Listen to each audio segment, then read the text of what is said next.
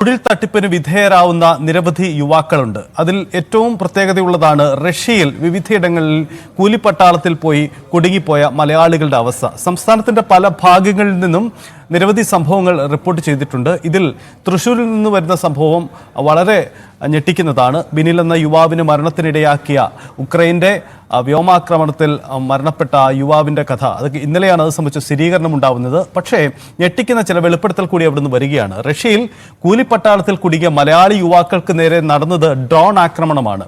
ബിനിലും ജെയിനും സഞ്ചരിച്ചിരുന്നത് രണ്ട് സംഘങ്ങളായിട്ടാണ്. യാത്രാമധ്യേ ബിനിൽ മരിച്ചു കിടക്കുന്നതാണ് കണ്ടതെന്ന് ജെയിന്റെ വാട്സപ്പ് സന്ദേശം ന്യൂസ് 18 ലഭിച്ചു.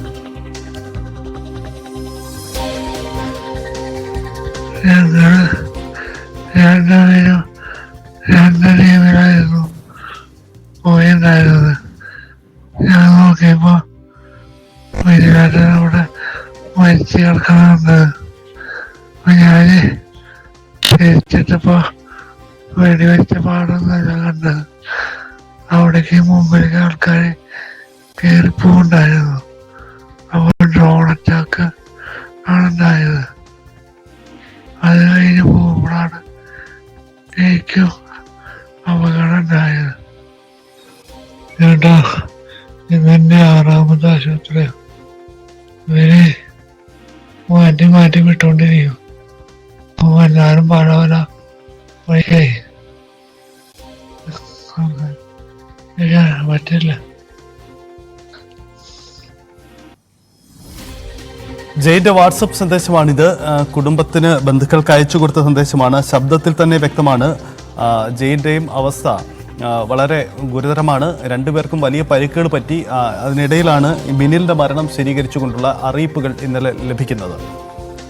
ഡാൻ കുര്യൻ നമുക്കൊപ്പം ചേരുന്നു.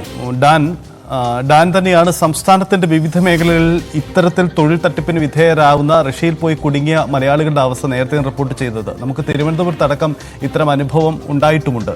ഇത് തൃശ്ശൂർ സ്വദേശികളാണ്. ഈ ബിനിലിന്റെ മരണം ഔദ്യോഗികമായി സ്ഥിരീകരിക്കുന്നു. അപ്പോൾ ജെയിന്റെ ഈ ഓഡിയോ സന്ദേശം വരികയും ചെയ്തു. എന്താണ് യഥാർത്ഥത്തിൽ അവിടെ സംഭവിച്ചത്? ഈ ഓഡിയോ സന്ദേശത്തിനപ്പുറം ഇത് സംബന്ധിച്ച് എന്താണ് നടന്നതെന്നുള്ളൊരു വ്യക്തത കുടുംബത്തിന് കിട്ടിയിട്ടുണ്ടോ? സജിത്ത്, കഴിഞ്ഞ ദിവസം രാത്രിയാണ് ശസ്ത്രക്രിയയ്ക്ക് ശേഷം മോസ്കോയിലെ ആശുപത്രിയിൽ വിശ്രമിക്കുന്ന ജെയിൻ ഇങ്ങനെയൊരു വാട്സാപ്പ് സന്ദേശം നമുക്ക് നൽകിയിരിക്കുന്നത്. അത് അദ്ദേഹത്തിന് വ്യക്തമായി സംസാരിക്കുന്നതിന് ശാരീരികമായ ചില ബുദ്ധിമുട്ടുകൾ ഇപ്പോഴുമുണ്ട്. അതുകൊണ്ട് തന്നെ ഭാഗികമായി മാത്രമാണ് സംസാരിക്കുന്നത്. സംസാരശേഷി ഭാഗികമായി മാത്രമേ ജെയിൻ വീണ്ടെടുത്തിട്ടുള്ളൂ. അദ്ദേഹം പറഞ്ഞിരിക്കുന്ന പ്രധാനപ്പെട്ട കാര്യം, കഴിഞ്ഞ 5-ാം തീയതിയാണ് 2 സംഘങ്ങളായി ബിനിലും ജെയിനും 2 സംഘങ്ങളായി റഷ്യൻ അതിർത്തിയിലൂടെ കൂലിപ്പട്ടാളത്തിന്റെ സേവനത്തിന് എന്നവണ്ണം ഈ യുദ്ധമുഖത്തേക്ക് പോയത്. അതിനിടയിൽ ഇവർക്ക് മുമ്പേ, അതായത് ജെയിൻ സഞ്ചരിച്ചിരുന്ന സംഘത്തിന് മുമ്പെയാണ് ബിനിലിന്റെ സംഘം പോകുന്നത്.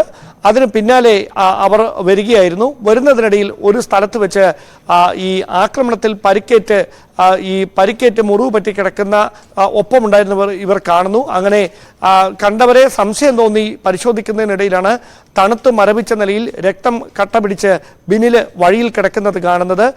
ഇയാൾ സ്തംഭിച്ചു പോയി. പെട്ടെന്ന് ഉദ്യോഗസ്ഥരെ വിവരം അറിയിച്ചു. പക്ഷേ അവിടെ നിന്ന് മറ്റ് നടപടിക്രമങ്ങളൊന്നും ഏകോപിപ്പിക്കാൻ കഴിയാതെ പോയ സാഹചര്യമായിരുന്നു. കാരണം അടിയന്തരമായി അവിടെ നിന്ന് രക്ഷപ്പെടാനുള്ള നിർദ്ദേശമാണ് മേലുദ്യോഗസ്ഥർ നൽകിയത്. അതുകൊണ്ട് ബിനിലുമായി ബന്ധപ്പെട്ട ഒരു കാര്യങ്ങളും തിരക്കാൻ ജെയിന് സാധിച്ചിരുന്നില്ല. അങ്ങനെയാണ് ജെയിൻ അവിടെ നിന്ന് മറ്റൊരു സ്ഥലത്തേക്ക് ഒപ്പമുണ്ടായിരുന്നവർക്കൊപ്പം രക്ഷപ്പെട്ട് നീങ്ങുന്നത്.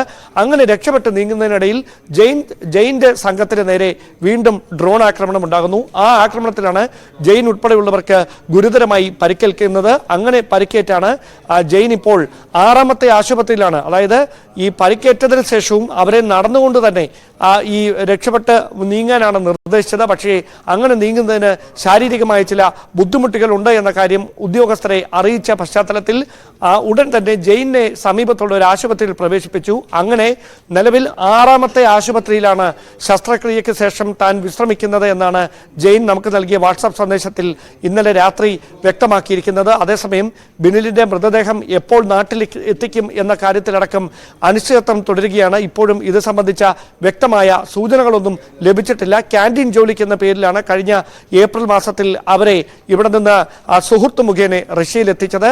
റഷ്യയിൽ എത്തിയതിനു ശേഷം ചില കരാറുകളിൽ ജോലിക്ക് വേണ്ടി എന്ന പേരിൽ ചില കരാറുകളിൽ ഒപ്പുവെപ്പിക്കുന്നു. അങ്ങനെ ഒപ്പുവെപ്പിച്ചതിന് പിന്നാലെ ഈ കൂലിപ്പട്ടാളത്തിലേക്ക് സേവനത്തിനാണ് തങ്ങളെ ഇവിടെ എത്തിച്ചതെന്ന കാര്യം അപ്പോഴാണ് അവർ തിരിച്ചറിയുന്നത്. ഉയർന്ന ശമ്പളം വാഗ്ദാനം ചെയ്തുകൊണ്ടായിരുന്നു അവരെ അവിടേക്ക് എത്തിച്ചത്. അങ്ങനെ വലിയൊരു ആകർഷകമായ ശമ്പളത്തിൽ ജോലിയിൽ പ്രവേശിക്കാമെന്ന പ്രതീക്ഷയോടെയാണ്, രണ്ട് കുടുംബങ്ങളുടെ പ്രതീക്ഷയായാണ് അടുത്ത ബന്ധുക്കൾ കൂടിയായ ജെയിനും ഒപ്പം തന്നെ ബിനിൽ ടിബിയും, വടക്കാഞ്ചേരി സ്വദേശിയായ ജെയിനും കുട്ടനല്ലൂർ സ്വദേശിയായ ബിനിൽ, ഇവർ രണ്ടുപേരും അവിടേക്ക് എത്തുന്നത്. അവിടെ എത്തിയതിനു ശേഷം പക്ഷേ ഒരിക്കലും സ്വപ്നത്തിൽ പോലും വിചാരിക്കാത്ത ദുരനുഭവങ്ങളിലൂടെയാണ് ഈ യുവാക്കൾക്ക് കടന്നു പോകേണ്ടി വന്നത്. അതിനൊടുവിൽ ഇപ്പോൾ ഒപ്പമുണ്ടായിരുന്ന ഒരാളെ നഷ്ടപ്പെട്ട് ജെയിൻ തനിച്ചായ അവസ്ഥ. എപ്പോൾ ഈ നാട്ടിലേക്ക് തിരികെ വരാനാകുമെന്ന കാര്യത്തിൽ ഒരു വ്യക്തതയുമില്ല. വളരെ വേദന ഉളവാക്കുന്ന വാക്കുകളിലൂടെയാണ് താനിപ്പോൾ നേരിടുന്ന ദുരനുഭവം ജെയിൻ നമ്മളോട് വ്യക്തമാക്കിയിരിക്കുന്നത്. ഇനി വിദേശകാര്യ മന്ത്രാലയത്തിന്റെ ഇടപെടലിൽ എംബസി ഉദ്യോഗസ്ഥരുടെ സഹായത്തോടെ വേണം തിരികെ ഈ മൃതദേഹം എത്തിക്കാൻ, അതോടൊപ്പം ജെയിനെയും നാട്ടിലെത്തിക്കാൻ, അടിയന്തരമായ ചികിത്സയ്ക്ക് വിധേയമാക്കാൻ. അവിടെ സർക്കാരിന്റെ ഭാഗത്തു നിന്ന്, കേന്ദ്ര സർക്കാരിന്റെ ഭാഗത്തു നിന്ന് ഒരു ഇടപെടൽ ഉണ്ടാകുമെന്ന പ്രതീക്ഷയിലാണ് ജെയിനുള്ളത്, അതോടൊപ്പം വേദനയിലുള്ള ബിനിലിന്റെ കുടുംബമുള്ളത്. ഒരു കാര്യം ഉറപ്പാണ്, ഈ രണ്ടു പേർക്ക് പുറമെ നിരവധി ഇന്ത്യൻ പൗരന്മാർ സമാനമായ തരത്തിൽ കബളിപ്പിക്കപ്പെട്ട് റഷ്യയിൽ യുക്രൈൻ അതിർത്തിയിൽ കുടുങ്ങിക്കിടപ്പുണ്ട്. അവരെ ഈ രാജ്യത്തേക്ക് തിരികെ എത്തിക്കുന്നതിന് വേണ്ടിയിട്ടുള്ള നടപടി ഊർജിതമാക്കിയില്ല എങ്കിൽ ബിനിലിന് സംഭവിച്ച അതേ ദുരനുഭവം മറ്റുള്ളവരെയും കാത്തിരിക്കുകയാണെന്നൊരു മുന്നറിയിപ്പ് കൂടിയാണ് കഴിഞ്ഞ ദിവസം ഉക്രൈന്റെ ഭാഗത്തു നിന്നുണ്ടായ ഈ വ്യോമാക്രമണത്തിലൂടെ വ്യക്തമാകുന്നത്. ഡാൻ, ഒരു കാര്യം കൂടിയുള്ളത്, ഇത് സംബന്ധിച്ച്, കാരണം ഈ രണ്ട് യുവാക്കളും ദീർഘനാളുകളായി കുടിക്കിടക്കുന്നു. അത് സംബന്ധിച്ച കുടുംബത്തിന്റെ ആശങ്കകളൊക്കെ പങ്കുവയ്ക്കുകയും അധികൃതരുടെ ഇടപെടലുകൾ ഉണ്ടാവുകയും റഷ്യൻ അംബാസഡറുമായുള്ള കൂടിക്കാഴ്ചകളും ആശയവിനിമയങ്ങളും നടക്കുകയായിരുന്നല്ലോ. അങ്ങനെ ഇവരെ നാട്ടിലേക്ക് എത്തിക്കാനുള്ള ശ്രമങ്ങൾക്കിടയിലാണോ ഇവർക്ക് ഈ ഷെല്ലാക്രമണം ഉണ്ടാവുന്നത്? അതാണോ ഇപ്പോഴത്തെ അവസ്ഥയിലേക്ക് എത്തിച്ചത് സാഹചര്യം? സൈത്ത, കഴിഞ്ഞ ഏപ്രിൽ മാസത്തിലാണ് ഈ ക്യാൻറ്റീൻ ജോലിക്കെന്ന പേരിൽ തൃശ്ശൂർ തന്നെയുള്ള ഒരു സുഹൃത്ത് മുഖേന ഇവർ രണ്ടുപേരും റഷ്യയിലെത്തിയത്. അതിനുശേഷം കബളിപ്പിക്കപ്പെട്ടു എന്ന് തിരിച്ചറിഞ്ഞ് തിരികെ നാട്ടിലേക്ക് എത്തുന്നതിന് വേണ്ടിയിട്ട് പലതവണ ഇവർ സഹായം അഭ്യർത്ഥിച്ചുകൊണ്ട് മാധ്യമങ്ങളിലൂടെയൊക്കെ അവരുടെ ദുരിതങ്ങൾ പങ്കുവച്ചിരുന്നതാണ്. അതിനിടയിൽ വിദേശകാര്യ മന്ത്രാലയത്തിൻ്റെ ഇടപെടലുണ്ടാകുന്നു. അവർക്ക് നാട്ടിലേക്ക് വരുന്നതിന് വേണ്ടിയിട്ടുള്ള സഹായം വാഗ്ദാനം ചെയ്യുന്നു.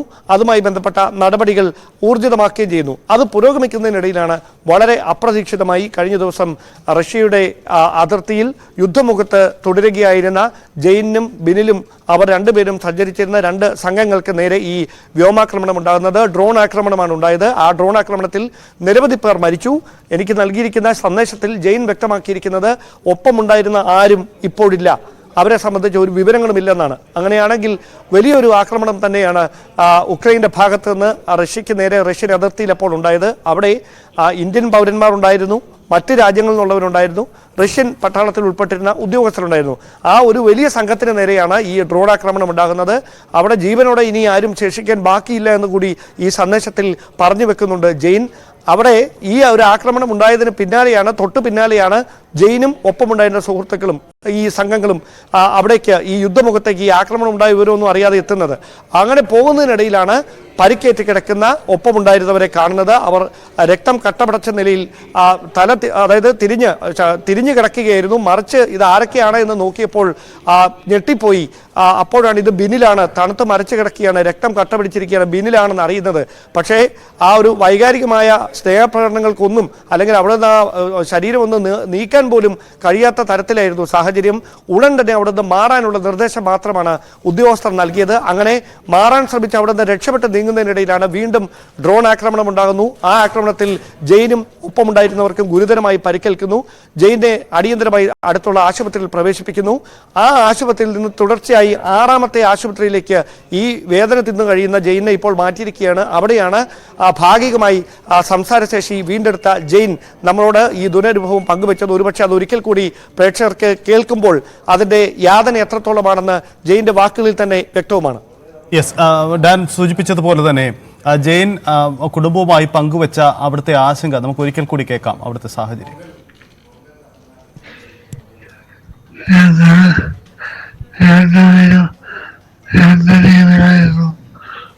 പോയിണ്ടായിരുന്നത്. ഞാൻ നോക്കിയപ്പോ പരികാരനവിടെ മരിച്ചു കിടക്കണമെന്ന്.